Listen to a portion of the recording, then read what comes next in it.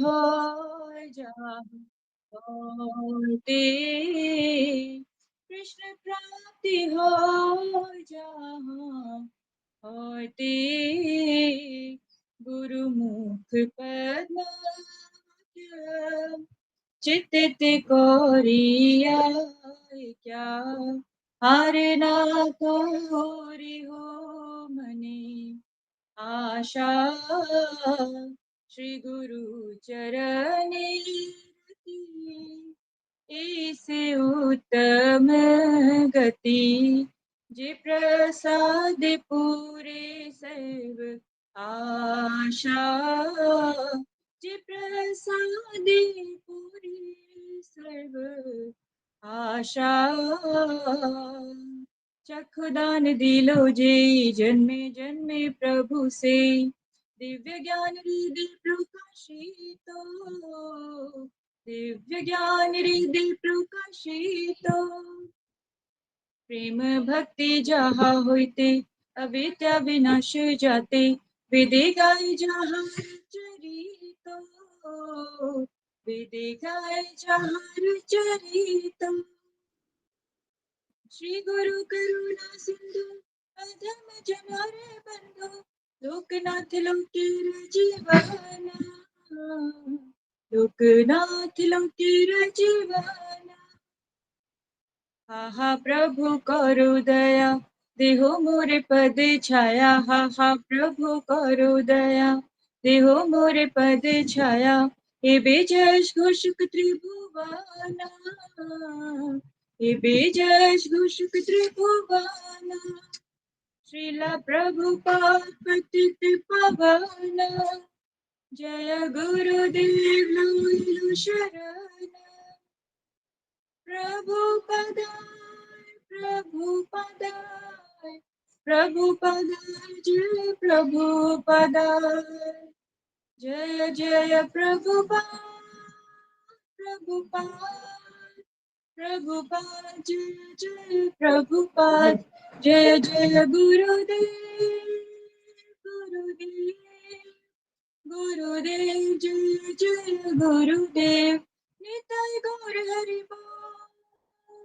हरि बोल हरि बोल, निताय गौर हरि बोल, निताय गौर हरि बोल हरि बोल हरि बोल, निताय गौर हरि बोल।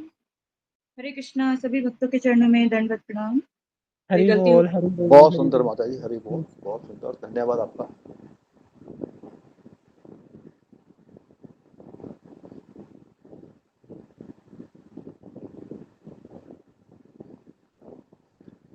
हरे कृष्णा। धन्यवाद प्रणाम। ममता पाल माता जी आई हैं। दंडवत प्रणाम प्रभु जी। हरे कृष्ण। धन्यवाद प्रणाम माता जी। माता जी कल के बारे में बताएंगे थोड़ा सा?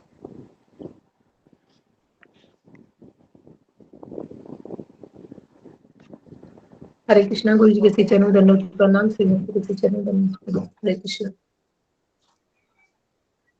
गुरु जी ने कल रुक्मिणी दादी की विशेष सत्र लिए थे।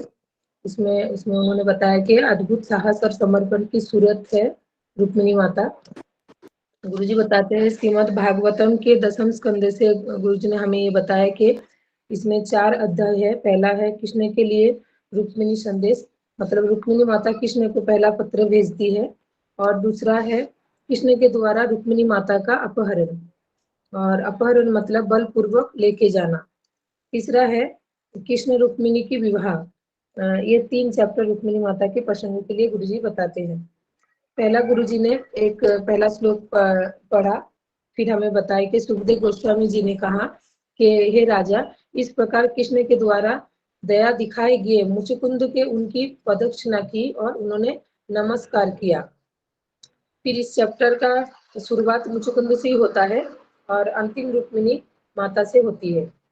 फिर चैप्टर 20 का 23वां श्लोक में गुरुजी बताते हैं कि महल में आने के अनुवाद में बताते हैं कि महल में आने वाले के मुख से जो प्राह मुकुंद के बारे में गुणगान करते हैं, मुकुंद के सौंदर्य, पराक्रमा, दिव्य चरित्र तथा ऐश्वर्य के बारे में सुनकर रुक्मिणी माता ने निश्चय किया कि वे ही उसके पति होंगे। तो रुक्मिणी माता, गुरुजी बताते रुक्मिणी माता ये भगवान श्री कृष्ण की पहली पत्नी है, उसको पटरानी कहते हैं। भगवान श्री कृष्ण की द्वारिका में 16,108 पत्नियां थी, जिनमें उनमें से एक पत्नी का नाम था रुक्मिणी, और ये रुक्मिणी महाराष्ट्र की विदर्भ की कन्या थी। यहाँ पर सुखदेव गोस्वामी वो परीक्षित महाराज जी को कथा सुना रहा है, और कथा सुनाते सुनाते दसम स्कंद तक आए हैं, और दसम स्कंद में यह दृष्टांत आया है कि रुक्मिणी माता ने यह निश्चय किया है कि केवल भगवान श्री कृष्ण ही उनके पति होंगे। भगवान श्री कृष्ण वो जानते हैं कि रुक्मिणी माता बुद्धिमान है, रूपवान है, उचित व्यवहार करने वाली स्त्री है, और ये निष्कर्ष निकाल कर के वो उनके योग्य एक आदर्श पत्नी होगी, और कृष्ण ने उनके साथ विवाह करने की निश्चय किया। सुखदेव गोस्वामी जी कहते हैं कि रुक्मिणी माता ने पहले निश्चय किया कि मैं कृष्ण को ही पति के रूप में स्वीकार करूंगी, और फिर भगवान कृष्ण ने फिर तय किया कि मैं रुक्मिणी से विवाह करने की निश्चय किया उन्होंने, कृष्ण ने। रुक्मिणी माता यह कृष्ण की अंतरंगा शक्ति है। अंतरंगा शक्ति मतलब राधा रानी की विस्तार स्वरूप है, और यह कोई साधारण स्त्री नहीं है। इस संसार में जैसे कोई स्त्रियां जन्म लेती है, वैसा नहीं है रुक्मिणी माता जी। और रुक्मिणी माता ये द्वारका के 16,108 पत्नियां, यह सारे भगवान के अंतरंग शक्ति का विस्तार है। तो सुखदेव गोस्वामी जी कहते हैं कि राजन मैंने रुक्मिणी हे राजन, मैंने रुक्मी भगवान से, सुखदेव गोस्वामी बताते हैं कि परीक्षित महाराज को कि रुक्मिणी के भाई है, वो कृष्ण भगवान से द्वेष करता है, और रुक्मिणी माता के जो पिता थी, उनके भी इच्छा थी कि मेरे पुत्री की विवाह कृष्ण से हो, लेकिन रुक्मिणी माता के जो भाई है रुक्मी, वो चाहता था कि रुक्मिणी की विवाह शिशुपाल से हो। रुक्मिणी माता के और एक नाम है वैदर्भी। वैदर्भी मतलब विदर्भ की राजकुमारी। रुक्मिणी माता हमेशा यही चाहती थी कि कृष्ण मेरी पति हो। इस जन्म ही में अगले आने वाले कई जन्म तक एक कृष्ण को ही पति के रूप में स्वीकार करेगी, यही माता का दृढ़ निश्चय था। रुक्मिणी माता जी कहते हैं, अगर इस जन्म में कृष्ण मुझे नहीं मिले तो भी मैं इस जन्म में कुंवारी रहूंगी, या फिर मैं राह देखूंगी, और अगला जन्म भी लूंगी, उस जन्म में भी राह देखूंगी, लेकिन मैं कृष्ण के अलावा किसी को पति के रूप में स्वीकार नहीं करूंगी। तो मुझे मेरा नेट खत्म हो गया, तो मैं रात को इतना ही लिख पाई हूँ, पूरा नहीं लिख पाई, क्षमा चाहती हूँ इसलिए कई वक्तों से। हरे कृष्ण। धन्यवाद माता जी, धन्यवाद, बहुत सुंदर बताया आपने। हरे कृष्णा सब प्रभु जी, प्रणाम प्रभु जी, सभी भक्तों के प्रणाम। दोनों प्रणाम माता जी। हरे कृष्णा। हरे कृष्णा, धन्यवाद, प्रणाम सभी को। हरे कृष्णा, दंडवत प्रणाम। सब माता जी दोनों दंडवत प्रणाम माता प्रणाम। जी।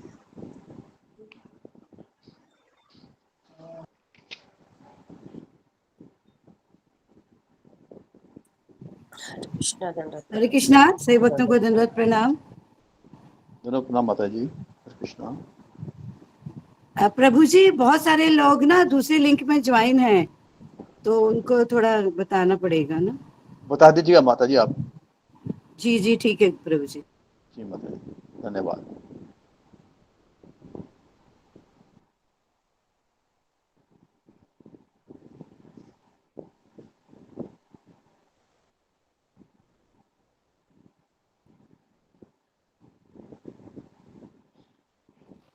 हरे कृष्णा प्रभु जी, सब भक्तों को लंबी प्रणाम।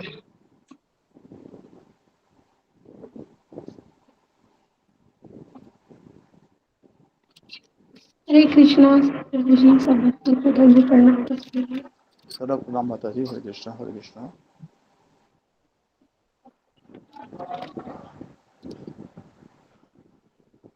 पूजा माता जी। हरे कृष्णा।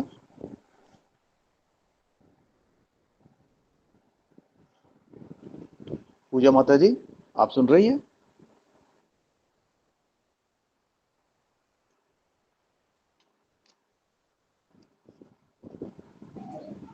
जी प्रभु जी। जी माता जी, गुरु जी के अंदर कुछ हमें उपदेश दे दीजिएगा या भजन सुना दीजिएगा।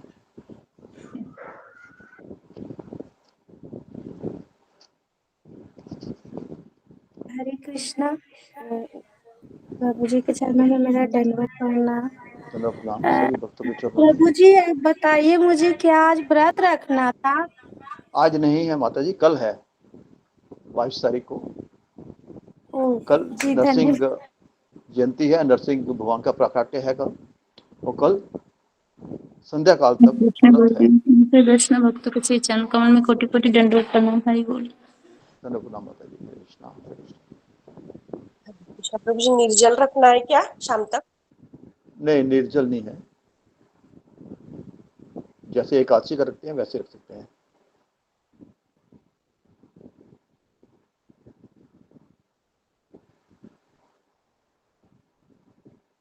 जी पूजा माता जी। जी प्रभु जी। हाँ मेरा आग्रह स्वीकार करें। नहीं प्रभु जी, आग्रह की हरे बात नहीं, कृष्णा आप प्रभु जी आग्रह दंडवत कीजिए। प्रणाम। कल हरे कृष्णा अशोक चला प्रभु जी दंडवत प्रणाम। प्रभु धन्यवाद जी प्रणाम माता जी। पूरा दिन उपवास करना है। संध्या काल तक, कल सूरज के छिपने तक। हरे कृष्णा धन्यवाद प्रभु जी। हरे कृष्णा सभी भक्तों के चरणों में दंडवत प्रणाम।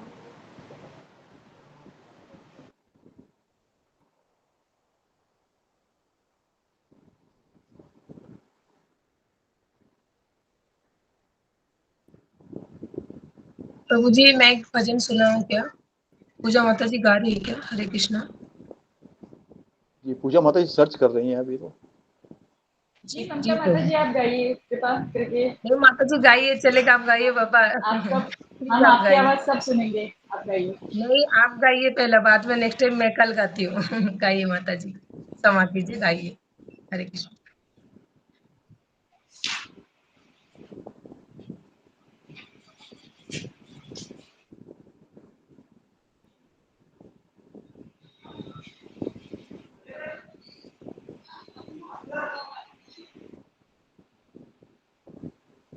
माता जी म्यूट हैं आप, पूजा माता जी।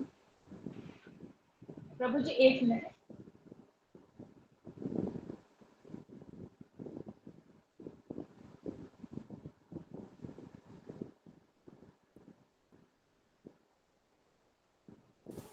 हरे कृष्णा सभी भक्तों के चरणों में दंडवत प्रणाम।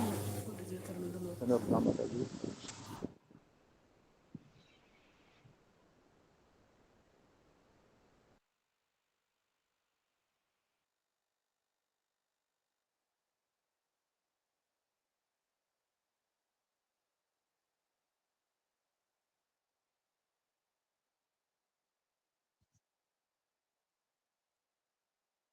क्षमा चाहती हूँ, आपको ज्यादा इंतजार करवा। हरे कृष्णा, दंडवत प्रणाम। गुरु जी के चरणों में दंडवत। गुरुदेव कृपा बिंदु दिया, और दासी बिना पेखाती बिना। गुरुदेव कृपा बिंदु दिया, और दासी बिना पेखाती बिना। चौकोल सहाने बल दिया करो, निज माने स्पृहाहीना। गुरुदेव कृपा बिंदु दिया, करो दासे बिना पेखाती बिना।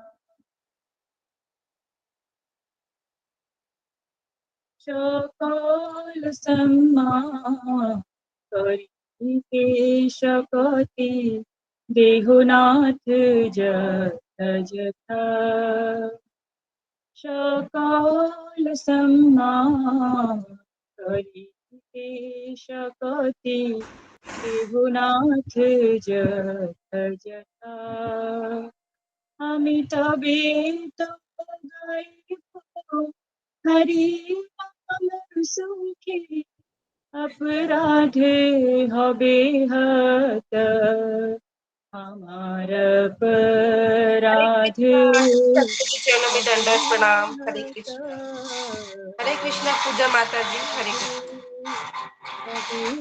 हत नाम अपराध सिवाय अपराध अपराधे अभिहत अपराधे अभिहत गुरुदेव कृपा बिंदु दिया करो ए दासे तृणपेखारतिहीना गुरुदेव कृपा बिंदु दिया करो ए दासे तृणपेखारतिहीना कवि हेनु कृपा दुखियाई जना पितार्थ होइबे ना शक्ति बुद्धिहीन আমি अति दीन करु मोरे साथ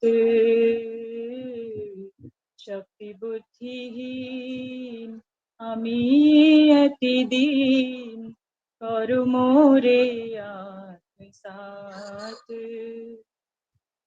योग्यता विचारे किछु नाही पाए তোমার করুণা सार যোগ্যতা বিচারে কিছু নাহি পায় তোমার করুণা सार করুণা না হইলে কান্দিয়া কান্দিয়া প্রাণ না রাখিব আর আমি ছার প্রাণা রাখিব না গো এ ছার প্রাণা রাখিব না গো তোমার কৃপা না হইলে ছার প্রাণা রাখিব না গো প্রাণ না রাখিব আর। गुरुदेव कृपा बिंदु दिया करो ए दासे तृणपेखारतिहीना गुरुदेव कृपा बिंदु दिया करो ए दासे तृणपेखारतिहीना हरे कृष्णा हरे कृष्णा हरे कृष्णा जी। हरे कृष्णा। हरे कृष्णा प्रभु जी, आपको करने के लिए धन्यवाद। कृष्ण प्रभु जी दंडवत हरे प्रभु कृष्ण जी सभी प्रभु जी भक्तों के पूजन चरणों में चरणों दंडवत में प्रणाम। जय सब कृष्ण। भक्तों के चरणों में हरे कृष्ण। हरे कृष्णा प्रभु जी हरे दंडवत कृष्ण प्रणाम कल सभी भक्तों के चरणों में चरणों प्रणाम। में हरे कृष्णा दंड प्रणाम कृष्णा गुरु जी दंडवत प्रणाम हरे कृष्ण गुरु हरे कृष्णा गुरु जी आपके श्री चरण कमल में कोटि हरे कोटि कृष्णा गुरु जी प्रणाम। दंडवत प्रणाम सभी भक्तों को दंडवत हरे कृष्ण सभी वैष्णव भक्तों के दंडवत श्री चरण प्रणाम। कमल में धन्यवाद प्रणाम गुरु जी। दंडवत प्रणाम। पूजा माता जी बहुत बहुत धन्यवाद आपका, बड़ा सुंदर गाया हरे आपने। कृष्णा पूजा माता जी आपको बहुत बहुत धन्यवाद पूजा माता जी। हरे कृष्णा कृष्ण कृष्ण हरे राम राम राम हरे हरे। दंडवत प्रणाम। हरे हरे कृष्णा कृष्णा। गुरु जी हरे कोई भी कृष्ण गुरु जी के चरणों में दंडवत प्रणाम सभी भक्तों के चरणों में हरे कृष्ण ओम हरे कृष्ण ओम हरे कृष्णा टू ऑल डिवोटीज। ज्ञानांजन शलाकया हरे कृष्ण प्रणाम चक्षुरुन्मीलितं सभी येन वैष्णव जी। तस्मै श्री गुरुवे नमः। नमो विष्णुपदाय कृष्णप्रेष्ठाय भूतले श्रीमते भक्तिवेदांत स्वामिनिति नामिने। नमस्ते सरस्वती देवी गौरवाणी प्रचारिणे निर्विशेष शून्यवादी पाश्चात्य देश तारिणे। जय श्री कृष्ण चैतन्य प्रभु नित्यानंद श्री अद्वैत गदाधर श्रीवासादि गौर भक्त वृंद।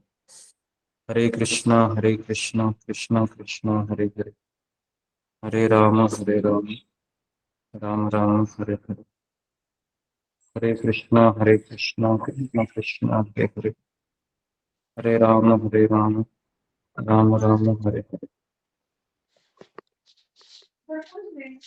पूछ रही है दुर्गा। मुखम करोति वाचालं पंगुं लंघयते गिरिं, यत्कृपातमहं वन्दे श्रीगुरुदीनतारिणं, परमानंद माधवम श्री चैतन्य ईश्वरम। ओके, हरे कृष्णा। सबका स्वागत है सत्र में। तो आ, आज नरसिंह जयंती है। आज नहीं, सॉरी, कल है ना। तो कल उपवास रहेगा शाम के 7 बजे तक, है ना, जब सूर्यास्त होता है, और संध्या के समय पे तक उपवास रहेगा। तो आज हम नरसिंह भगवान की कथा है, आज से शुरू करते हैं। तो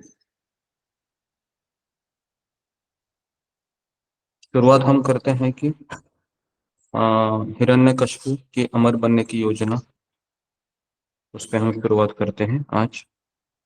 तो जो नए भक्त आए हैं हम उनका स्वागत करते हैं। कुछ अशोक चावला को कुछ अनाउंसमेंट आपको करनी है।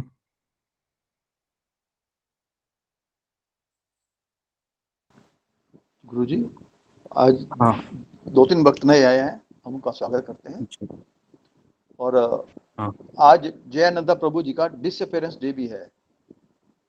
जयनंद प्रभु, ओके जी, और कल को ओके।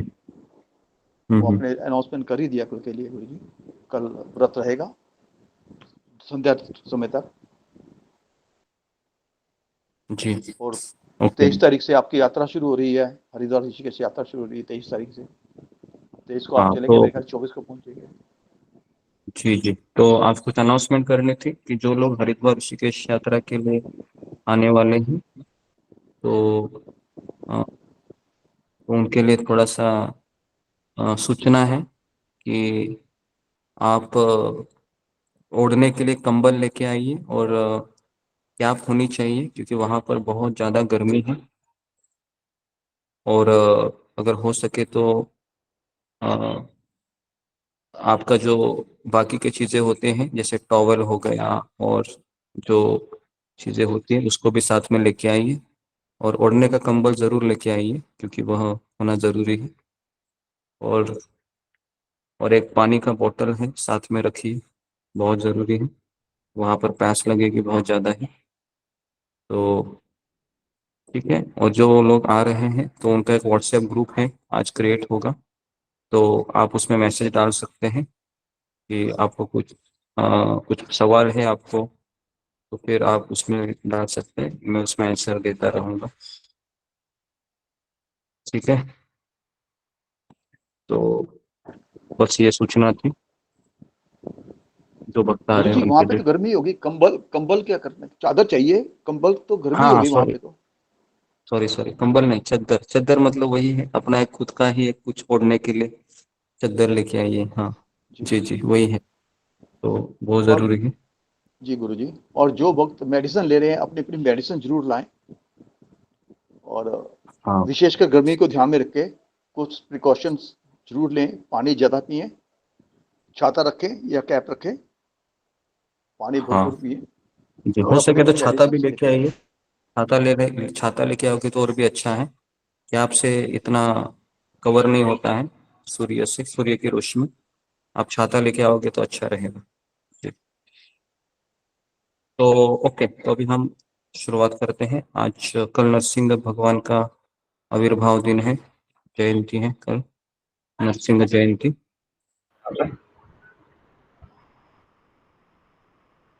तो मैं एक श्लोक है वो पढ़ रहा हूँ।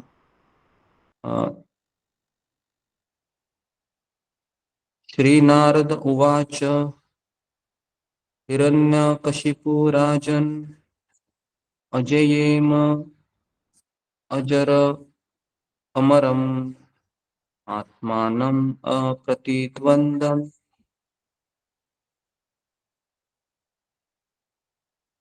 एक राजन व्यधित्सतः। श्रीनारद उवाच हिरण्यकशिपो राजन् जेयं जरामरम् आत्मानम् अप्रतिद्वन्द्वम् एकराजं व्यधित्सतः। श्रीनारद उवाच हिरण्यकशिपो राजन् अजर अमरम् आत्मानम् अप्रतिद्वन्द्वम् एकराजं व्यधित्सतम्। नारद मुनि ने महाराज युधिष्ठिर से कहा, दैत्यराज हिरण्यकशिपु अजेय तथा वृद्धावस्था एवं शरीर की जर्जरता से मुक्त होना चाहता था। वह अनिमा तथा लघिमा जैसे समस्त योग सिद्धियों को प्राप्त करना, मृत्यु रहित होना और ब्रह्मलोक समेत अखिल विश्व का एकमात्र राजा बनना चाहता था। तो आप में से अगर किसी को पढ़ना है तो आप पढ़ सकते हैं, फिंगर को रेज कीजिए। अशोक चावल आप सब। दूसरी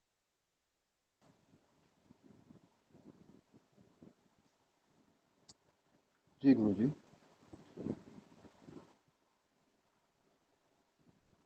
गीता गुप्ता माता जी, हरे कृष्णा। प्रभु जी कौन सी किताब में से पढ़ना है? हरे कृष्ण।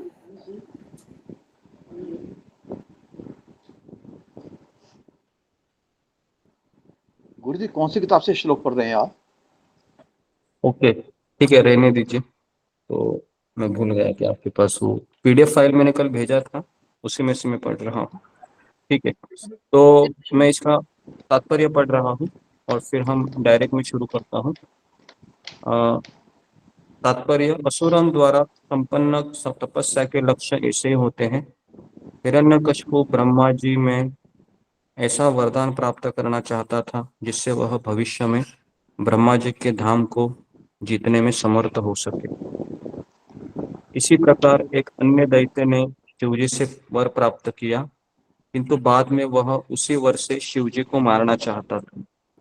इस तरह स्वार्थी व्यक्ति आसुरी तपस्या द्वारा अपने ही उपकारी को मारना चाहता है, जबकि वैष्णव भगवान का नित्य दास बनकर रहना चाहता है और भगवान के पद को कभी भी प्राप्त करना नहीं चाहता।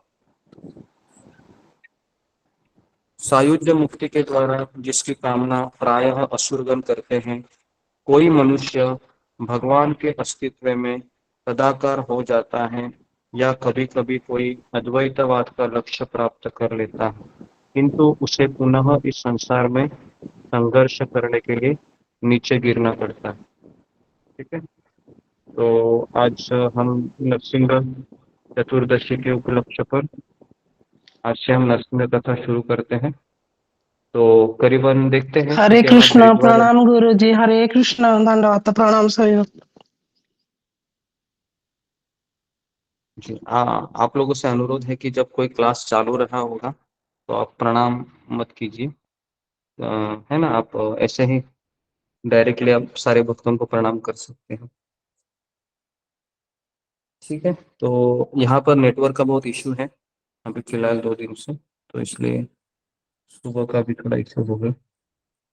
तो ठीक है, तो अभी हम नरसिंह चतुर्दशी के उपलक्ष्य पर मैं ऐसा सोच रहा था कि पहले मैं हिरण्यकशिपु के बारे में आपको बताता हूँ कि किस तरह से हिरण्यकशिपु सर्वशक्तिमान होना चाह रहा था, और फिर दूसरा दिन हम प्रहलाद महाराज की चर्चा के लिए रखेंगे कि प्रहलाद महाराज किस तरह से साधु पुरुष थे।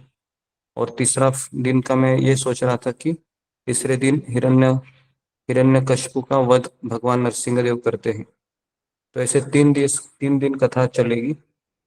तो देखता हूँ किस तरीके से हम इस 3 दिन में नरसिंह भगवान की कथा सुनकर हम अपने आप को नरसिंह भगवान के बारे में और जानकारी प्राप्त करके हम उनकी प्रार्थना करेंगे।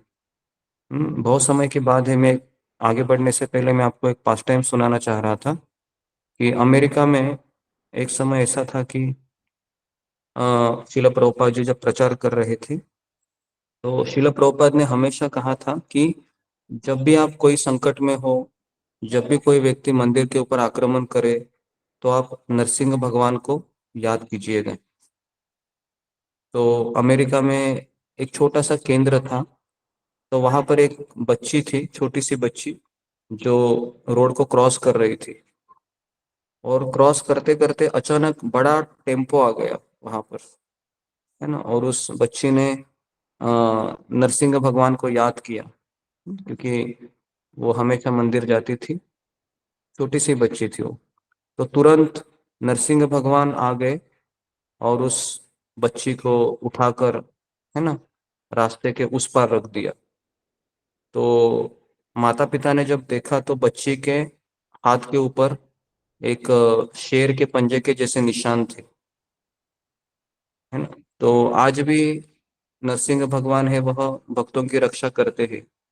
इतना ही नहीं, जब मायापुर में मुसलमानों ने आक्रमण किया था 1982 के आसपास की बात है ये, 1982, 83, 84 की। तो उस समय ये मुसलमानों ने मायापुर के ऊपर इतना आक्रमण किया कि बम डाले गए, भक्तों को मारने लगे, किसी भक्त के पैर को तोड़ तोड़ दिया, हाथ को तोड़ दिया, जख्मी कर दिया।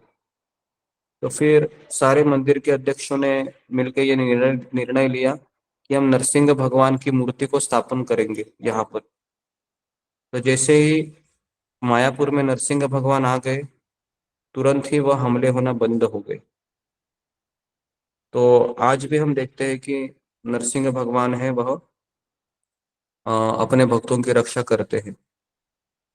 तो इसलिए अ, हमारे सत्संग में भी नरसिंह आरती है वो हमेशा गानी चाहिए, क्योंकि आक्रमण ये सभी जगह से होते हैं। तो सत्संग में भी हम नरसिंह आरती गाते हैं, और जब भी मंदिर में कोई आरती होती है तो नरसिंह आरती को गाई जाती है। और नरसिंह आरती ये हर एक भक्तों को आना चाहिए, है ना जी। तो ये थोड़ा सा मैंने आपको बताया। अ, शिल प्रभुपाद के जीवन में भी ऐसा ही एक प्रसंग था कि जब शिल प्रभुपाद जी मुंबई में जुहू में मंदिर बनवा रहे थे, तो उस समय जो मंदिर के जमीन के जो मालिक थे, तो उसने शिल प्रभुपाद जी को बहुत सताया, इतना सताया कि कोर्ट कचहरी चली, पुलिस लोग, बीएमसी के लोग आए, मंदिर को तोड़ने लगे, बहुत कुछ हुआ वहां पर। तो फिर उसका नाम था मिस्टर नायर। तो मिस्टर नायर है, एक बार रात को सोने के लिए चला गया उसके घर में, तो अचानक नरसिंह भगवान उसके शरीर के ऊपर चढ़ गए। और नरसिंह भगवान शरीर के ऊपर चढ़कर उस नायर को कहा कि तुमने मेरे भक्तों का इतना तकलीफ दिया है, तो मैं तुमको आज मार दूंगा। और हुआ ही ऐसा कि नरसिंह भगवान ने मिस्टर नायर को मार दिया। ऐसे उसके गले के ऊपर नाखून के निशान थे जब वो मरा था। ये ट्रू स्टोरी है ना, आज से 50, 60, 70 साल पहले की स्टोरी है ये। ज्यादा पुरानों की स्टोरी नहीं बता रहा हूँ मैं आपको। तो नरसिंह भगवान आज भी आते हैं और भक्तों की रक्षा करते हैं। और वो नायर इतना हट्टा कट्टा आदमी था वो, उसकी उम्र भी ज्यादा नहीं थी, 50 साल के भी नीचे था वो। लेकिन वो प्रभुपाद जी को इतना हैरान किया, इतना हैरान किया कि नरसिंह भगवान ने फिर उसको मार डाला, है ना। तो तो इस तरीके से नरसिंह भगवान भक्तों की रक्षा करते हैं। क्या? जी। तो यहाँ पर आज हम भागवतम के सप्तम स्कंद में से पढ़ रहे हैं, और नारद मुनि ये महाराज युधिष्ठिर को कथा बता रहे हैं। भगवान की कथा सुनने का सबसे बड़ा परिणाम ये है कि हम दुख, कष्ट, मोह, इन तीन चीजों से मुक्त हो जाते हैं, है ना। भागवतम में एक श्लोक आता है जिसमें कहा गया है कि जो कोई व्यक्ति दिन रात भगवान की कथा में अपने मन को लगाया है, उसके पास ये तीन चीजें नहीं आती हैं, है ना। शोक, दुख, भय। तो तो यहाँ पर नारद मुनि है महाराज युधिष्ठिर से कहते हैं है ना। एक्चुअली ये कथा, देखिए भागवतम में हर एक भक्त है कथा सुनाता है किसी को, बराबर है। तो इसलिए कोई एक व्यक्ति प्रवचन करता है तो दूसरा व्यक्ति सामने से सुनता है और प्रश्न करता है। तो यहाँ पर नारद मुनि है युधिष्ठिर महाराज को ये बता रहे हैं कि ये हिरण्यकशिपु कैसा आदमी था। तो इस तरीके से जो असुर लोग होते हैं वो हमेशा अमर बनना चाहते हैं। तो आप में से कितने लोग चाहते हैं कि मैं अमर बनूं, इधर ही रहूं? फिंगर को रेज कीजिए। कितने लोगों की इच्छा है कि मैं इधर ही रहूं, अमर बनूं और यहाँ पर ही मैं अपने घर में पड़ा रहूं? ऐसे किसकी इच्छा होती है? व्यक्ति व्यक्ति है। अगर आपकी ये इच्छा है कि मैं यहाँ पर इसलिए रहूं ताकि मैं भक्तों की सेवा करता रहूं, तो ये बहुत अच्छा अच्छा भाव है। हाँ, अच्छा भाव है। जैसे हनुमान जी को कहा गया था प्रभु रामचंद्र जी ने, हनुमान जी तुम आते हो मेरे साथ भगवान के धाम में, मैं जहाँ रहता हूँ, चलो मेरे साथ। हनुमान जी ने कहा कि प्रभु मैं नहीं आना चाहता आपके साथ। तो रामचंद्र जी ने कहा कि आप क्यों नहीं आना चाहते हैं? तो हनुमान जी ने कहा कि मैं इसलिए नहीं आना चाहता हूँ प्रभु कि मैं चाहता हूँ कि आपकी कथा है मैं हमेशा सुनता रहूं। जहाँ पर रामायण का पाठ होगा वहां पर मैं हमेशा आपकी कथा में मेरे मन को डुबाता रहूं। तो अगर मैं आपके साथ चला जाऊंगा तो मुझे आपकी सेवा करनी पड़ेगी और मैं तो आपकी कथा में मेरा मन लगाना चाहता हूँ। तो इसलिए हनुमान जी ने कहा कि मैं मैं इधर ही रहना चाहता हूँ, है ना, मैं इधर ही रहना चाहता हूँ। तो इस तरीके से भगवान के भक्त इधर ही रहना चाहते हैं, लेकिन वो दूसरे के लिए जीना चाहते हैं। दूसरों के लिए जीना ही जीवन का एकमात्र लक्ष्य है।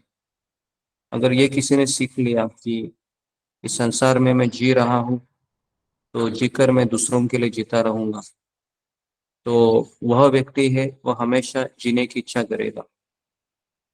तो यहाँ पर जो हिरण्यकशिपु है उसकी ये योजना थी कि मुझे अनिमा लघिमा जैसे सिद्धियों को प्राप्त करना था। तो हिरण्यकशिपु ये साधारण व्यक्ति नहीं था।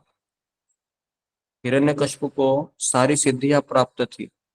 इतना ही नहीं, वह ब्रह्मलोक तक पूरे ब्रह्मांड का राजा बनना चाह रहा था। पूरे ब्रह्मांड का राजा मतलब आप सोच लीजिए कि अभी तो हम जैसे नरेंद्र मोदी है भारत का राजा है, या फिर जो अमेरिका का व्हाइट हाउस में जो प्रेसिडेंट बैठा है अमेरिका का राष्ट्राध्यक्ष है। लेकिन ये हिरण्यकशिपु है, ये 14 लोकों का राजा था। 14 लोक मतलब आप इमेजिन कीजिए कि कितनी बड़ी उसकी प्रॉपर्टी थी। ठीक है, तो आगे बढ़ता हूं मैं अभी दूसरे श्लोक पे।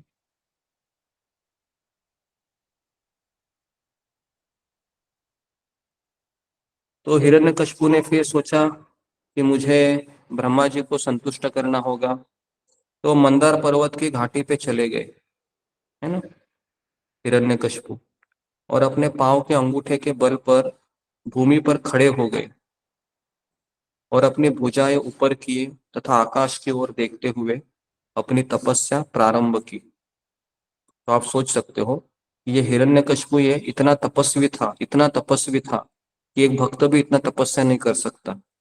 ये भी मैं आपको बता रहा हूं। हिरण्यकशिपु जैसी तपस्या किसी भक्त ने नहीं की है जितनी इसने तपस्या की। क्योंकि हिरण्यकशिपु को पता था कि मैं शरीर नहीं, मैं आत्मा हूँ। ऐसा मत सोचिए कि असुरों को भी शास्त्रों का ज्ञान होता है। हाँ, असुर लोग भी भगवत गीता पढ़ते हैं, लेकिन वो भगवत गीता इसलिए पढ़ते हैं ताकि मैं राजा बनूं, मैं कृष्ण के ऊपर भी राज करूं। तो इसलिए असुर लोग, जो हिरण्यकशिपु था, उसने सोचा कि वैसे तो शरीर तो नश्वर है ना, लेकिन मैं शरीर का उपयोग ब्रह्मा जी को प्रसन्न करने के लिए करूंगा, उनसे वरदान मिलेगा मुझे, और फिर मैं पूरे ब्रह्मांड के ऊपर राज करूंगा और सब लोग मेरी पूजा करेंगे। तो इस तरीके से उसने फिर सिद्धि प्राप्त करने के लिए तपस्या शुरू की। हिरण्यकशिपु की कठिन तपस्या के कारण उसके सिर से अग्नि प्रकट हुई, मतलब शरीर से अग्नि प्रज्वलित हो गई, और यह अग्नि अपनी धुएं समेत आकाश भर में फैल गई। उसने ऊर्ध्व मतलब ऊपर के लोग, अधोलोक मतलब नीचे के लोगों को अग्नि से गर्म होने लगा पूरा। आप सोच सकते हो कि ये शरीर में इतनी शक्ति है, इतनी शक्ति है कि अगर आपको पता चला कि उस शक्ति को मैं कैसे कार्यान्वित करूं, तो आप स्वयं, है ना, बहुत कार्य कर सकते हैं, है ना। जैसे हमारे शरीर में ऐसी कुछ क्रिया है, योग क्रिया, अगर वो आपको प्राप्त हो गई, वो भी सिद्धि है, तो आपको बिना खाए बिना पिए आप 50 साल 60 साल जी सकते हैं। सोचिए, है ना। ऐसा एक योगी भी था, आपने सुना होगा, हिमालय के यहाँ पर, जो 75 ईयर उसने कोई पानी नहीं पिया, कोई उसने खाना नहीं खाया, और वो क्या करता था पता है आपको? वो सूर्य के ऊपर ऐसा देखता था, है ना, और सूर्य से वह कंटिन्यू देखता था ऐसे, आंख ऊपर करके, और उसके गले के नीचे जिह्वा के ऊपर एक छोटा सा रस तैयार होता था, छोटा सा रस, है ना, लिक्विड। तो उस रस को वो जिह्वा से चाट लेता था रोज, और उस रस से उसका पूरा दिन का गुजारा हो जाता था। अभी आप बोलोगे ये आप क्या कह रहे हो, लेकिन ये सत्य है।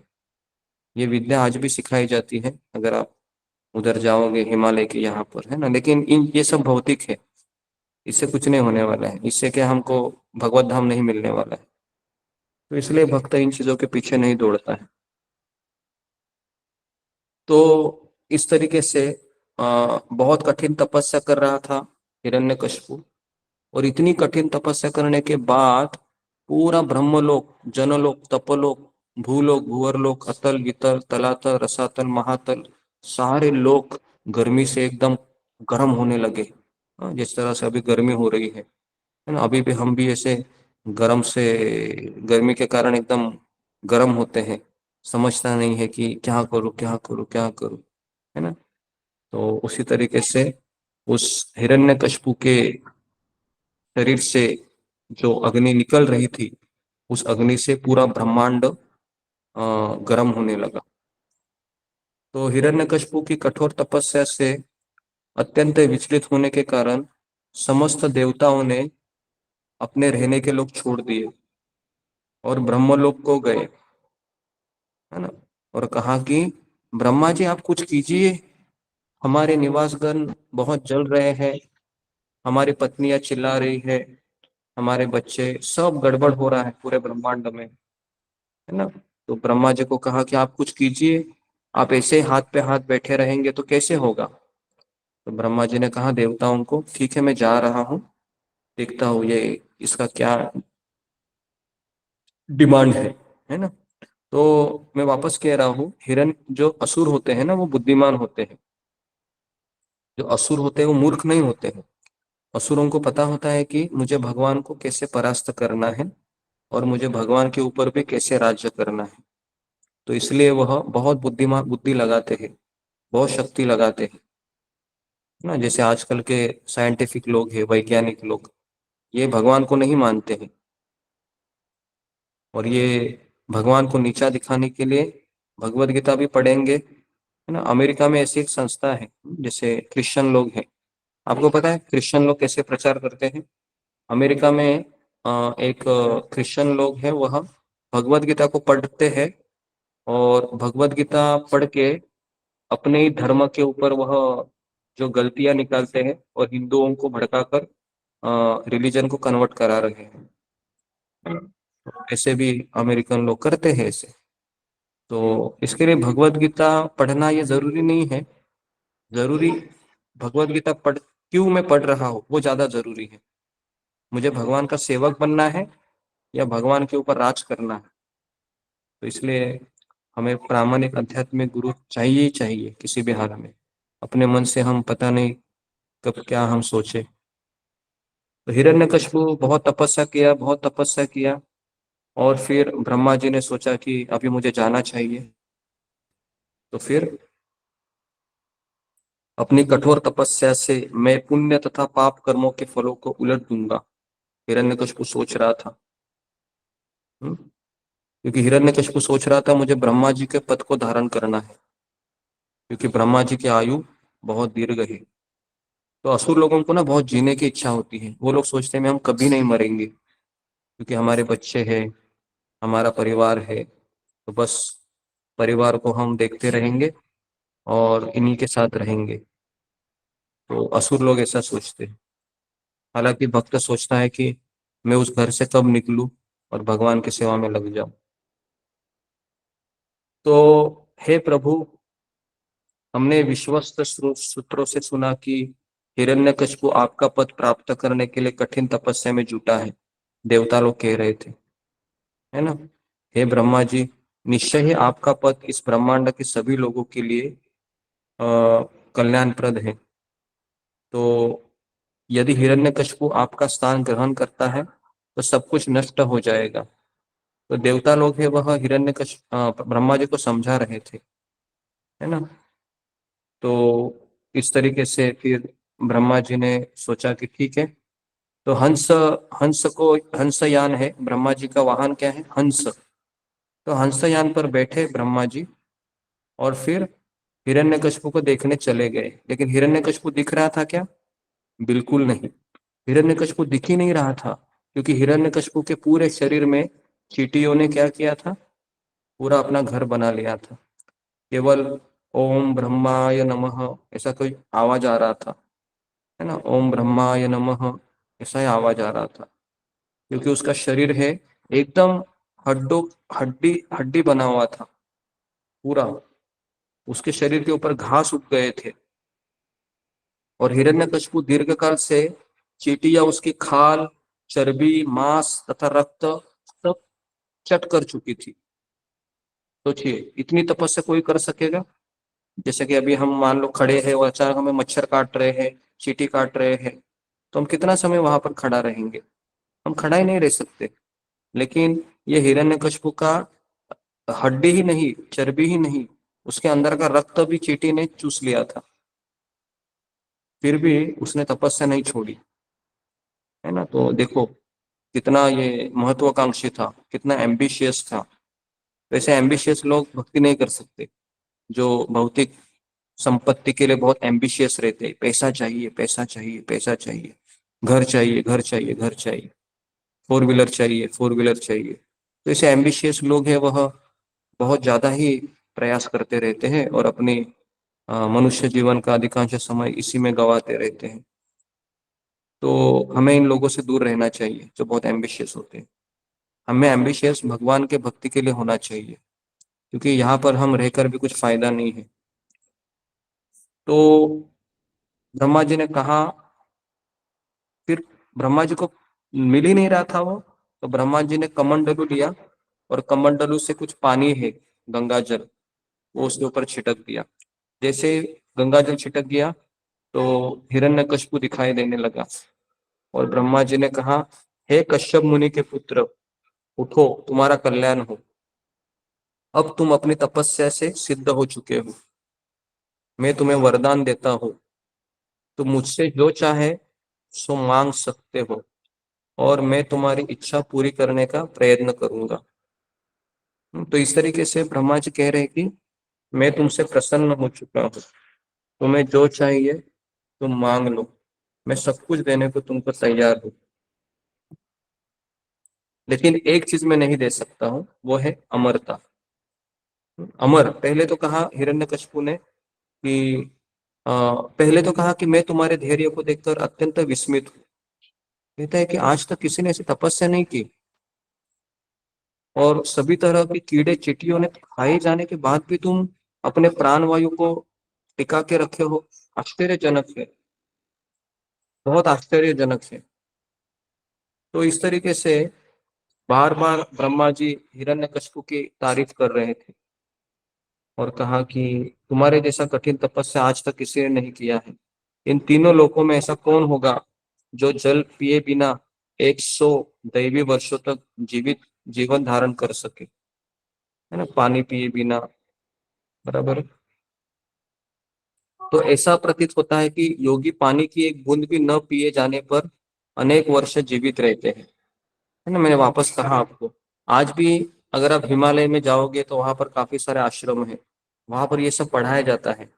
पता है, बहुत हमारे अंदर बहुत सारी शक्ति है, लेकिन हमें वो पता नहीं है ना। हम बहुत कुछ कर सकते हैं, तो वो प्रशिक्षण है वह उधर दिया जाता है ना। आज भी वो उसको योगा कहते हैं, लेकिन अभी जो रामदेव बाबा जो योगा सिखा रहा है वो अलग है ना। लेकिन असली योगा है वह जो हिमालय के आश्रमों में सिखाया जाता है। ठीक है। तो हे दिति के पुत्र, तुमने अपने महान संकल्प से तथा अपनी तपस्या से वह कर दिखाया है जो बड़े बड़े साधु पुरुषों के लिए भी दुष्कर है ना।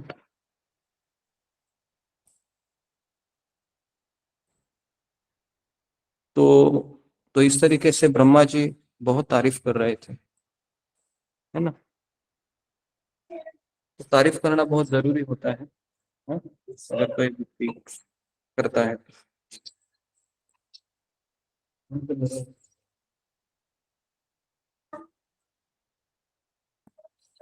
तो फिर हे असुरों के श्रेष्ठ, मैं तुम्हें वरदान देने के लिए तैयार हूँ। मांगो, तुम्हें क्या वरदान चाहिए, क्या वरदान चाहिए।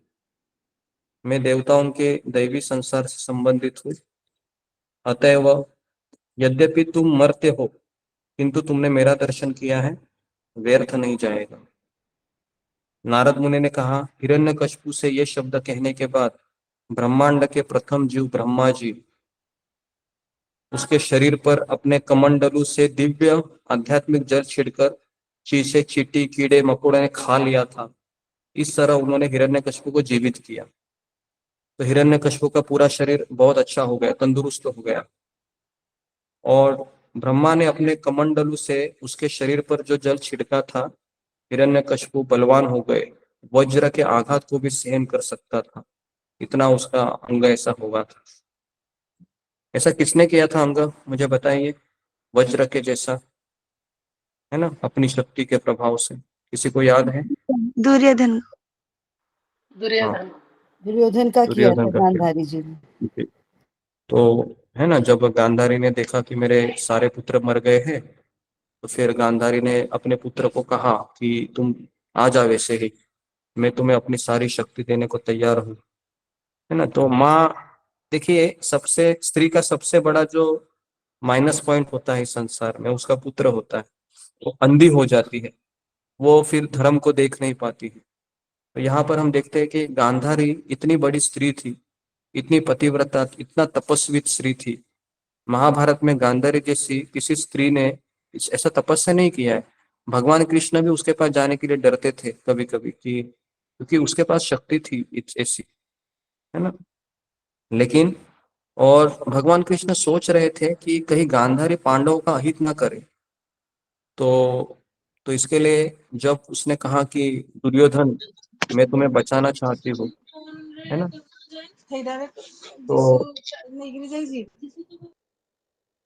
तो इस तरीके से फिर दुर्योधन आता है ना। लेकिन हर्ट ऐसा था कि तुमको नंगा आना है, विवस्त्र, है ना। तो ठीक है, दुर्योधन अभी बहुत जवान था, है ना, उसका शादी भी हो चुका था एक तरीके से। तो अभी अपने माँ के पास उसको ऐसा जाना था, जा रहा था, तो बीच में भगवान कृष्ण वहां पर मिल गए, और कृष्ण ने कहा कि अरे, माँ के पास ऐसे नहीं जाते हैं, है ना। तो कहा कि एटलीस्ट थोड़ा खाल लेकर तो जाओ, है ना। तो उसने फिर जो आ, केला होता है, केले के पत्ते पहन लिए, और फिर जैसे ही गांधारी ने पट्टी खोली तो उसका सारा पूरा शरीर वज्र का हो गया।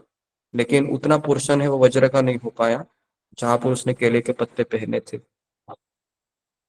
आई बात समझ में? तो इस तरीके से यहाँ पर भी हम देखते हैं कि हिरण्यकशिपु का पूरा शरीर है वह वज्र का हो गया, पूरा शरीर वज्र का हो गया, और इस तरीके से उसकी कांति भी चमकने लगी, है ना। और फिर अ, जैसे ही ब्रह्मा जी को देखा, वह प्रणाम करने के लिए गिर पड़ा, तो ऐसा मत सोचिए कि असुरगण प्रणाम नहीं करते। असुरगण बहुत मीठा मीठा बोलते हैं, अगर उसको समय आने पर कुछ चाहिए तो, है ना।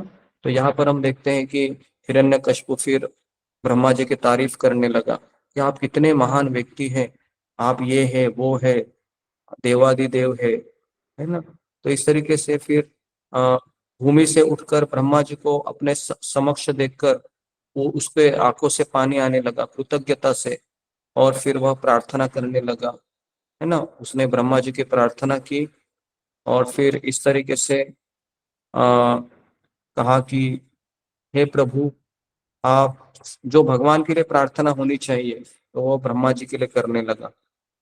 तो इस तरीके से फिर आ, उसने कहा कि यदि आप मुझे मेरा मनचाहा वर देना ही चाहते हैं तो वह वर दे कि मैं आपके द्वारा उत्पन्न किसी भी जीव के द्वारा मृत्यु को प्राप्त न हो। तो राधानाथ स्वामी महाराज जब नरसिंह चतुर्दशी की कथा कर रहे थे तो वो बता रहे थे कि नरसिंह भगवान हिरण्यकशिपु ने अपने प्राणों की रक्षा करने के लिए कम से कम 100 कंडीशन मतलब रखी थी ब्रह्मा जी के पास। इसमें से एक कंडीशन थी कि आप के द्वारा समस्त उत्पन्न किसी भी जीव के द्वारा मेरी मृत्यु ना हो जाए। मुझे यह वरदान दे कि मैं न तो घर के अंदर, न घर के बाहर, न दिन के समय, न रात में, न भूमि पर, न आकाश में मरूं। मुझे वर दे कि मेरी मृत्यु न तो आपके द्वारा उत्पन्न जीवों के अतिरिक्त अन्य किसी के द्वारा हो, न किसी हथियार से हो, न किसी मनुष्य या पशु के द्वारा हो। आप मुझे वर दे कि किसी सजीव तथा निर्जीव प्राणी द्वारा मेरी मृत्यु ना हो। मुझे यह भी वर दे कि मैं किसी देवता या असुर द्वारा या अधोलोकों में किसी बड़े सर्प द्वारा न मारा जाऊं। मेरा कोई प्रतिद्वंदी ना हो। मुझे सारे जीव तथा लोकपालों का एक छत्र स्वामित्व प्रदान करे। तो इस तरीके से इतने इतने सारे कॉज उसने ब्रह्मा जी के पास रखे थे, और ब्रह्मा जी ने भी क्या कहा, तथास्तु, है ना। तथास्तु मतलब जैसा तुम्हारी इच्छा। और इस तरीके से ये ब्रह्मा जी चले गए, है ना। अभी देखिए ब्रह्मा जी चले गए, लेकिन ब्रह्मा जी जाने के बाद जो हुआ वो सबसे भयानक था। तो अभी मैं अगले चैप्टर में जा रहा हूँ, ब्रह्मांड में हिरण्यकशिपु का आतंक। जैसे असुरों को शक्ति मिलती है, सबसे पहले वह क्या करते हैं, दूसरों को तकलीफ देने लगते हैं। तो यहाँ पर हम देखते हैं कि हिरण्यकशिपु है अभी ब्रह्मांड का राजा बन गया, और नारद मुनि ने कहा ब्रह्मा जी हिरण्यकशिपु को दुष्कर तपस्या से अत्यंत प्रसन्न थे, और अतएव जब उसने उससे वर मांगे तो उन्होंने ये दुर्लभ वर प्रदान किए। तो अगर कोई वरदान मांगने के लिए कहेगा, वैसे तो कोई कहेगा तो नहीं, तो हमें हमेशा यही वर भगवान से मांगना चाहिए या भक्तों से मांगना चाहिए कि हे कृष्ण, मैं आपका कभी विस्मरण ना कर सकूं। कभी ऐसा दिन ना मेरे जीवन में आए, ऐसा समय मेरे जीवन में ना आए कि मैं आपका स्मरण ना कर सकूं। बस यही मुझे आप वरदान दीजिए, और इस वरदान को पूर्ण करने के लिए मुझे आपके सबसे सिंसियर भक्तों का संग प्रदान कीजिए, ताकि मैं उनके बीच रहकर हमेशा आपको याद करता रहूं या हमेशा आपको याद करती रहूं। तो ये हमें वरदान भगवान से मांगना चाहिए, बहुत बहुत बहुत जरूरी है ना। लेकिन अगर हम भौतिकतावादी है तो फिर हम भगवान से कहेंगे कि भगवान मुझे 1 BHK फ्लैट दीजिए, मुझे अच्छा जॉब दीजिए, या मुझे अच्छा गाड़ी बंगला दीजिए, ताकि मैं एसी के नीचे बैठकर अच्छे से आपकी 64 माला कर सकूं। ये कभी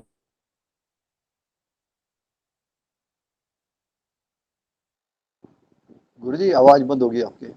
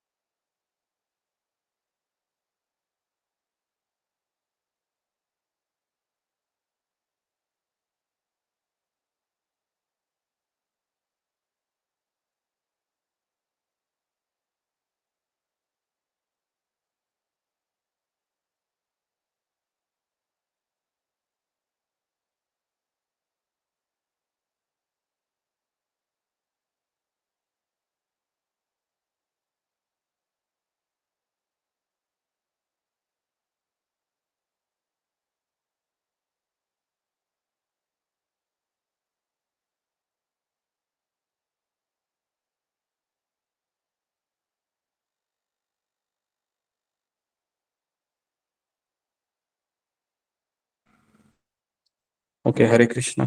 ठीक, आवाज आ रहा है मेरा? अशोक चावला प्रभु जी जी गुरु जी, हाँ, अब आ आ रहा रही है है आपका। जी। हरे कृष्ण। जी, आवाज कभी चला गया था?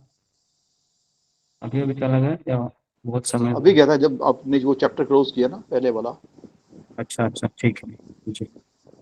ओके, तो मैं ये कह रहा था कि आ, जी, अगर हमें कोई वरदान मांगने के लिए कहेगा, है ना, यहाँ पर मैं शुरुआत की थी, तो हमें भगवान से यही वरदान मांगना चाहिए कि हे कृष्णा, आपका विस्मरण मुझे कभी ना हो, मैं हमेशा आपका स्मरण करता रहूं या करती रहूं, और स्मरण करने के लिए मुझे आपके प्रिय भक्तों का संगति प्रदान कीजिए, ताकि मैं आपके भक्तों के संगति में पड़ा रहूं और आपको हमेशा स्मरण करता रहूं, क्योंकि मैं अकेला आपको स्मरण नहीं कर सकता हूँ, मेरे में उतना बल नहीं है। तो यही वरदान मुझे आप दे दीजिए, है ना। तो कभी भी भगवान का भक्त है, वो कभी सुविधा मांगने की चेष्टा नहीं करता है कि मुझे गाड़ी दीजिए, बंगला दीजिए, या मुझे अच्छे कपड़े दीजिए, या फिर मुझे रहने के लिए बहुत लोग दीजिए, नौकर चाकर दीजिए। ये सब कभी नहीं भक्त मांगता है, क्योंकि जितना हम ये सोचकर भी भगवान से मांगेंगे कि मेरा घर बहुत सुंदर हो, मेरे घर में एसी लगनी चाहिए ताकि ताकि ठंडी ठंडी हवा आए, और एसी के नीचे बैठकर मैं 64 माला का जप करूं, तो ये कभी हो नहीं सकता।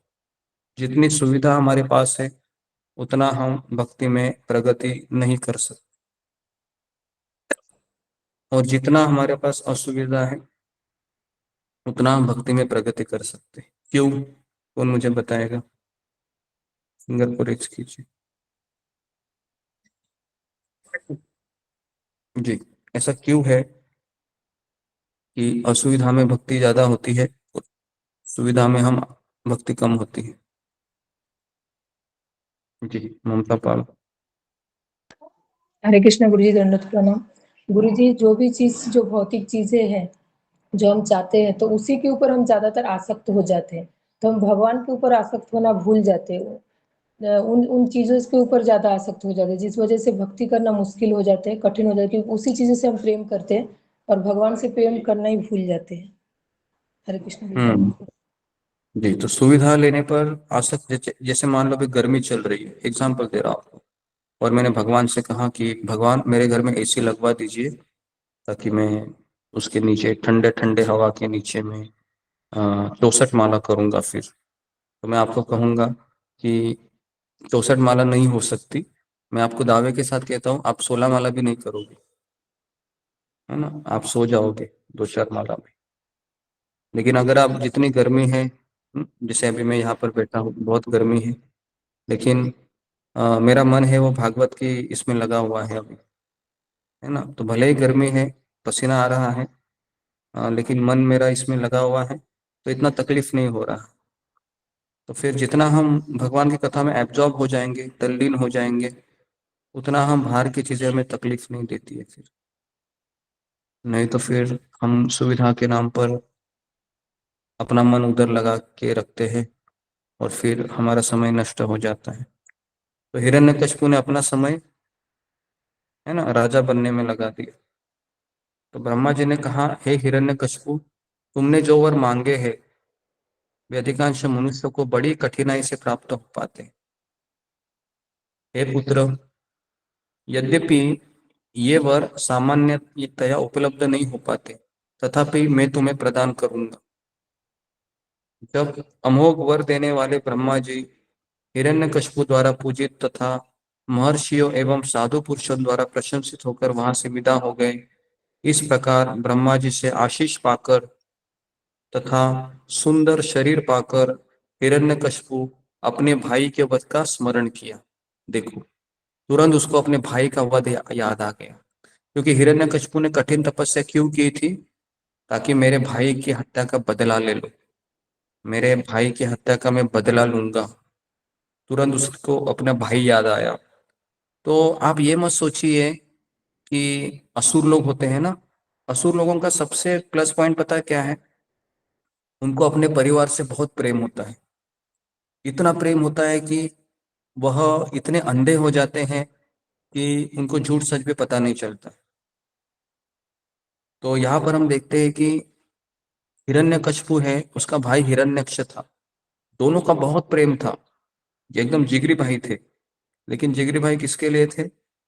एक दूसरे की पीठ खुजाने के लिए, है ना। क्योंकि जहां पर दो लोग एक साथ तभी रह सकते हैं इस संसार में जब वह एक दूसरे की इच्छाओं को पूर्ण करेंगे। जैसे ही इच्छाओं को पूर्ण करा बंद कर दिया, फिर वो कहते हैं टाटा बाय बाय, आप अपनी जगह, मैं अपनी जगह। लेकिन भगवान के भक्त हमेशा कृष्ण को केंद्र में रखते हैं, तो इसके लिए दो नहीं, सौ नहीं, प्रभुपाद कहते हैं पूरा विश्व है वह एक साथ रह सकता है। तो इसलिए ये जो हिरण्यकशिपु और हिरण्यक्ष थे, ये दोनों भाई थे, असुर थे, दोनों का एक दूसरे से काफी लगाव था। लेकिन लगाव का कारण क्या था? कृष्ण था लगाव का कारण? नहीं, कारण था मेरी व्यक्तिगत अभिलाषा है। तो इसलिए आप ये मत सोचिए कि भाई भाई का प्रेम होना अच्छी बात है, लेकिन भाई भाई का प्रेम क्यों हो रहा है ये भी सोचना उतना ही जरूरी है। तो यहाँ पर हिरण्यकशिपु ने सोचा मेरे भाई की हत्या का बदला लूंगा मैं, है ना। जैसा आपने फिल्मों में भी सुना होगा, मेरे पिताजी की हत्या का बदला लूंगा, मेरी माँ का हत्या का बदला लूंगा। ये सब असुर लोग होते हैं, है ना। असुर लोग, असुर लोगों का फैमिली के प्रति बहुत अटैचमेंट होता है, बहुत ज्यादा ही होता है, वो बिल्कुल छोड़ना नहीं चाहिए। तो इस प्रकार ब्रह्मा जी से आशीष पाकर वह चला गया। हिरण्यकशिपु फिर ब्रह्मांड का विजेता बन गया और उन्होंने तुरंत कहाँ गया? वो स्वर्गलोक चला गया और कहा इंद्र जी अभी मुझे उस गद्दी पर बैठना है। तो घमासान युद्ध हुआ। तो हिरण्यकशिपु ने स्वर्ग के सुप्रसिद्ध नंदन उद्यान में रहने लगा, जिसका भोग देवता लोग कर रहे थे। स्वर्ग के राजा इंद्र के अत्यंत ऐश्वर्यशाली महल में रहने लगा और सारे देवताओं को फिर काम में लगा दिया उसने। इंद्र को कहा कि तुम मेरे लिए खाना बनाएगा किचन में जाकर। फिर सारे देवी देवताओं को सब्जी कटाने में लगा दिया, बर्तन धोने में, झाड़ू मारने में लगा दिया। और हिरण्यकशिपु क्या करता था?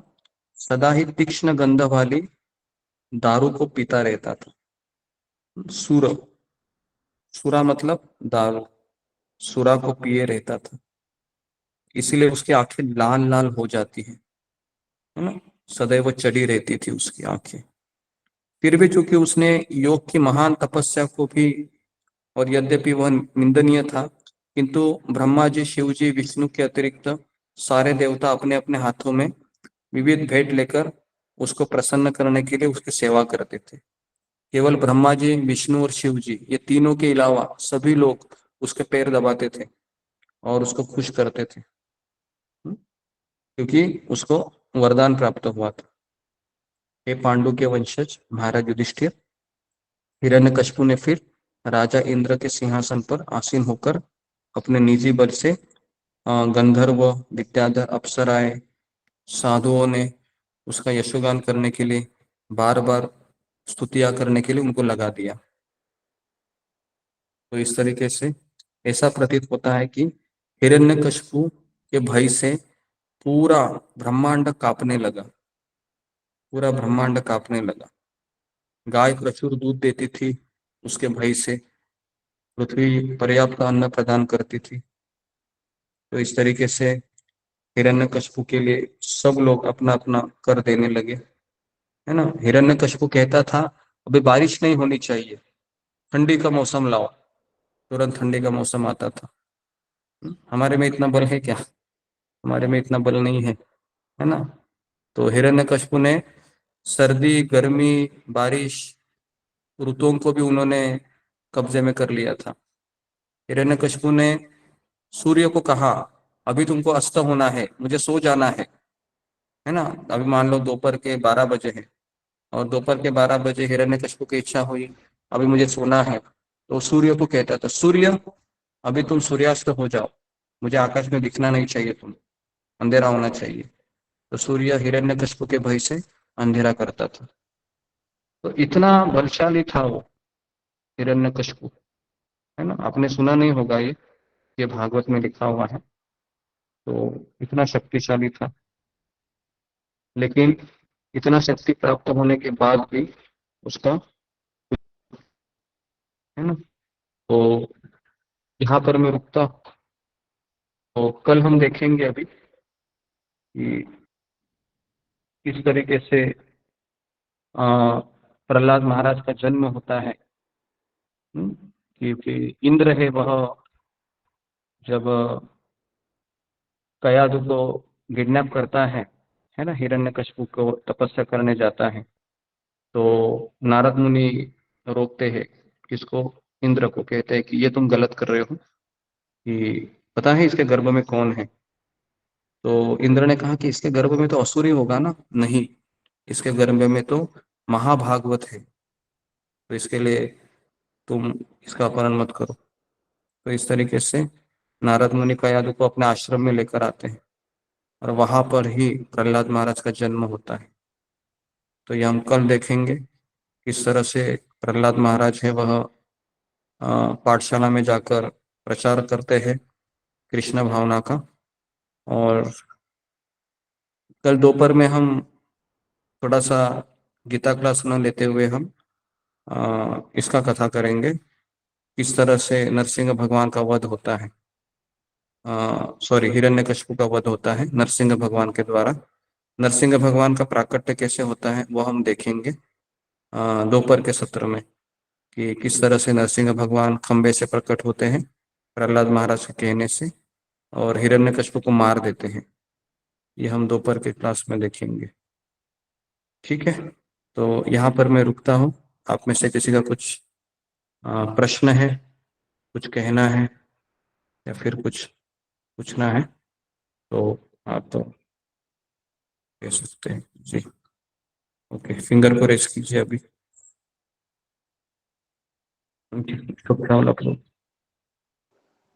जी गुरुजी, दोनों प्रणाम गुरुजी।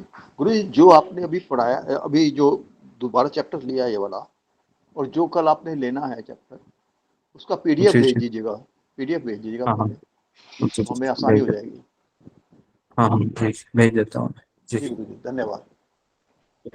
नेक्स्ट सुमिता सिन्हा। हरे कृष्ण, मुझे दंडवत प्रणाम, श्री विष्णु दंडवत प्रणाम।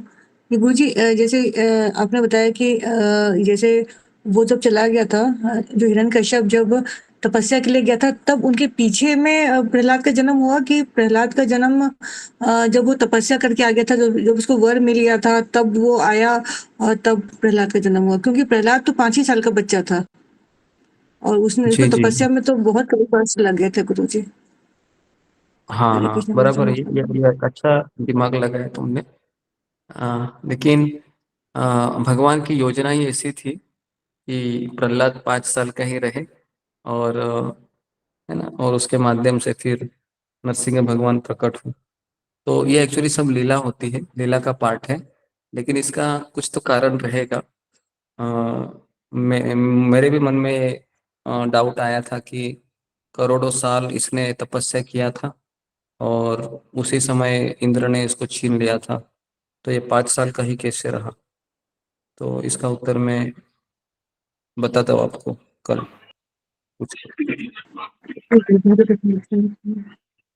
हरे कृष्णा प्रभु जी। हाँ, हरे कृष्ण प्रभु जी, मैंने कहीं से सुना था प्रभु जी कि मैं ऐसे कहते हैं कि कयादु माता ने ना क्या कहते हैं भगवान से प्रार्थना करी थी कि जब तक मेरा पति ना आए ना, जब तक मेरे बेटे का जन्म ना हो, मेरे बच्चे का। हाँ, ये भी था। जी जी जी, ये भी हो सकता है, बराबर है। तो हिरण्यकशिपु है वह चला तो गया था, लेकिन प्रहलाद महाराज है वह नारद मुनि की कथा हमेशा सुनते थे आश्रम में। जी, धन्यवाद माता जी। नेक्स्ट ममता पाल। हरे कृष्ण गुरु, दंडवत प्रणाम। गुरु जी, जैसे हम पहले टीवी में देखते थे कि असुर लोग जो है तपस्या करते हैं, और वो किसी भगवान को ही लेके तपस्या करते ताकि उनसे वर मिले। तो भगवान वो तपस्या में प्रसन्न होकर फिर उनको वर भी दे देते हैं कि हाँ ऐसा होगा, ऐसा करो। लेकिन वो विनाश का ज्यादातर असुर लोग कार्य करने के लिए वो तपस्या मांग करते हैं। ताकि विनाश हो सबका। लेकिन वर भी देते हैं भगवान, मतलब जो भी देवी देवता हो जिसका भी वो करता है, फिर सॉल्यूशन के लिए भी, उपाय के लिए भी वही फिर वरदान देते हैं। तो इसमें ऐसा क्यों होता है कि एक तो वर दे दिया मैं बुरा होने के लिए उनको, फिर वर देते फिर सॉल्यूशन उपाय के लिए ताकि उसका भी वध हो जाए, असुर का भी। तो ये थोड़ा अलग मुझे लगता है, पहले से छोटे से मुझे सोच में था मन में कि ऐसा कैसा हो सकता है। एक भगवान वर भी देते हैं बुरा होने के लिए, फिर अच्छा करने के लिए भी फिर वर प्रदान करते हैं। तो मुझे ये कुछ समझ में नहीं आता ऐसा क्यों करते हैं करके, तो मुझे भगवान जानना है हमें शिक्षा देने के लिए ऐसा करते हैं, ताकि हिरण्यकशिपु जैसा व्यक्ति है जो इतना महान तपस्वी था, इतना महान उसको वरदान प्राप्त थे, तो भगवान वरदान देकर उसको शक्तिशाली बनाते हैं और फिर ऐसे व्यक्ति का वध भी करते हैं, है ना। प्रहलाद महाराज के द्वारा नरसिंह भगवान को बुलाकर, ताकि भगवान ये हमारे सामने इस शिक्षा को प्रदर्शित करे कि आप इस संसार में कितना भी बड़ा आदमी क्यों ना बने, अगर आप मेरी शरण में नहीं आओगे तो आपका वध निश्चित है। तो भगवान इस तरीके से लीला इसलिए करते हैं ताकि हमें शिक्षा मिले। ठीक है जी। नेक्स्ट शिवानी पिष्ट। हरे कृष्ण गुरुजी, दंडवत प्रणाम, सभी भक्तों को दंडवत प्रणाम। गुरुजी मेरा क्वेश्चन ये है, मतलब व्रत के बारे में बता दीजिए, कब तक व्रत रखना है, कैसे रखना है? व्रत जैसा हम जन्माष्टमी में रखते हैं, सभी सारे व्रत हमारे वैसे के वैसे होते हैं। सारे व्रतों में हमको अधिक से अधिक भगवान का नाम जप करना होता है, सेवा करनी होती है, भगवान का स्मरण करना होता है, और उपवास के पदार्थ, अगर ज़्यादा ही आपको प्यास लगे पानी पी लीजिए, या आपको कुछ ऐसा लग रहा है, उपवास करना ऐसा चाहिए ताकि अगले दिन भी हम सुबह जग सके। उपवास हमको ऐसा बिल्कुल मत कीजिए ताकि मैं सुबह सोती ही रहूं, है ना, ये गलत है। तो अगर आपको उपवास नहीं जम रहा है तो माला अधिक से अधिक कीजिए, पानी पीजिए, फल खा लीजिए, चलेगा, लेकिन सुबह का दिन डिस्टर्ब नहीं होना चाहिए, ऐसा व्रत होना चाहिए। कई लोग व्रत करते हैं और अगले दिन उठते ही नहीं, सोते रहते, क्यों? अरे कल उपवास था ना, बहुत थक गए हम, तो आज माला नहीं करेंगे। नहीं करेंगे, रात को करेंगे या शाम को करेंगे, तो ऐसा नहीं होना चाहिए। ठीक है जी। तो गुरु ओके। जी कल अभिषेक कर सकते हैं क्या? नरसिंह भगवान जी का फोटो है तो अभिषेक कर सकते हाँ, हैं क्या? फोटो का अभिषेक नहीं करते हम, बेसिकली नरसिंह भगवान के विग्रह कहाँ रहते भी नहीं है, तो हम फोटो का अभिषेक नहीं करते, लेकिन फूलों की माला पहनकर तव कर कमल वरे नरसिंह आरती हम गाते हैं, उनकी आरती करते हैं, जो आरती का स्टैंडर्ड होता है उससे। और अधिक से अधिक हम नाम जप करते हैं, नरसिंह भगवान की कथाओं को याद करते हुए, या भागवतम का सप्तम स्कंद है वो पढ़ते रहिए, ताकि मैं नरसिंह भगवान को याद कर सकूं इस तरीके से। ठीक है जी। तो यहाँ पर मैं रुकता हूँ। आप सबका बहुत बहुत धन्यवाद। शिल प्रभुपाद की जय, नरसिंह भगवान की जय, प्रहलाद महाराज की जय। हरे प्रणाम गुरु जी।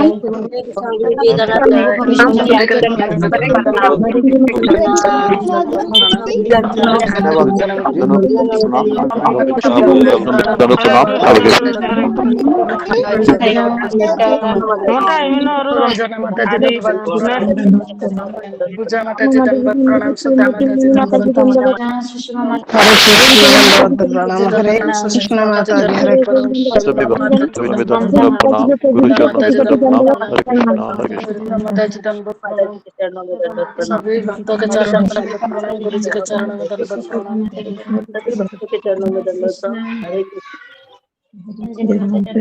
कृष्णा लक्ष्मी माता जी दंडवत प्रणाम। हरे कृष्णा प्रभु जी दंडवत प्रणाम। हरे कृष्ण दंडवत प्रणाम।